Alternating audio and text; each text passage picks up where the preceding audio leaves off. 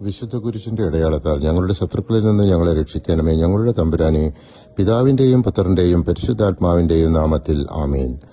വിശുദ്ധ ലൂക്ക 6-ാം അധ്യായം ശാബത്ത് നിയമങ്ങളെക്കുറിച്ചുള്ള സംഘർഷങ്ങളോടെയാണ് ആരംഭിക്കുന്നത്. ശാബത്തിൽ ശിഷ്യർ കതിരുകൾ പൊഴിക്കുന്നതും വലതുകൈ ശോഷിച്ച ഒരു മനുഷ്യനെ യേശു സുഖപ്പെടുത്തുന്നതും ഫരീസിയരുമായി വാദത്തിനിടയാക്കുന്നു. യേശു ശാബത്തിന്റെ കർത്താവ് മനുഷ്യപുത്രനാണെന്ന് പ്രഖ്യാപിച്ച് നിയമത്തിന്റെ യഥാർത്ഥ ലക്ഷ്യം മനുഷ്യനുള്ള നന്മയാണെന്ന് വ്യക്തമാക്കുന്നു.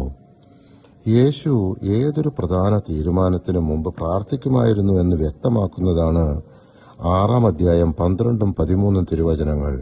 ആ ദിവസങ്ങളിൽ അവൻ പ്രാർത്ഥിക്കാനായി ഒരു മലയിലേക്ക് പോയി. അവിടെ ദൈവത്തോട് പ്രാർത്ഥിച്ചുകൊണ്ട് രാത്രി മുഴുവൻ ചിലവഴിച്ചു.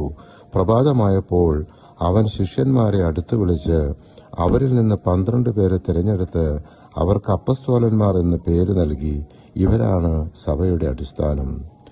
യേശു രോഗികളും ദുഷ്ടാത്മ പീഡിതരും നിറഞ്ഞ ജനാവലിയെ സുഖപ്പെടുത്തുന്നു. അവനിൽ നിന്ന് പുറപ്പെട്ട ശക്തി അനേകരെ സൗഖ്യമാക്കുന്നു.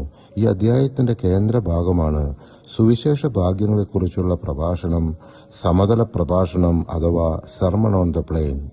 ഇവിടെ യേശു ദൈവരാജ്യത്തിന്റെ മൂല്യങ്ങൾ പഠിപ്പിക്കുന്നു. ദരിദ്രരും വിശപ്പുള്ളവരും കരയുന്നവരും ഭാഗ്യവാന്മാരാണെന്ന് പ്രഖ്യാപിക്കുന്നതിനോടൊപ്പം സമ്പന്നരും തൃപ്തരായവരും ജാഗ്രത പാലിക്കണമെന്ന് മുന്നറിയിപ്പ് നൽകുന്നു. യേശു ശത്രുസ്നേഹം, ക്ഷമ, കരുണ എന്നിവ ഊന്നിപ്പറയുന്നു. തിരിച്ചടിക്ക് പകരം നന്മ ചെയ്യാനും വിധി പറയാതിരിക്കാനും അളക്കുന്ന അളവ് പ്രകാരം തന്നെ അളവ് ലഭിക്കുമെന്നും അവൻ പഠിപ്പിക്കുന്നു. കാഴ്ചയില്ലാത്തവൻ മറ്റൊരാളെ എങ്ങനെ നയിക്കുമെന്ന ഉപമയിലൂടെ ആത്മപരിശോധനയുടെ ആവശ്യകത വ്യക്തമാക്കുന്നു.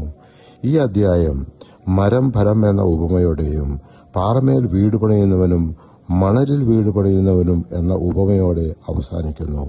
യേശുവിന്റെ വാക്കുകൾ കേട്ട് പ്രവർത്തിക്കുന്നവരാണ് ഉറച്ച അടിത്തറയുള്ള ജീവിതം നയിക്കുന്നത്. പരിശുദ്ധാത്മാവെ, തിരുവചനത്തിന്റെ അനന്തശക്തിയാൽ ആത്മാവിന്റെ ബലങ്ങളും ദാനങ്ങളും നൽകി തീഷ്ണതയാൽ ഞങ്ങളെ ജ്വലിപ്പിക്കണമേ. ആമേൻ.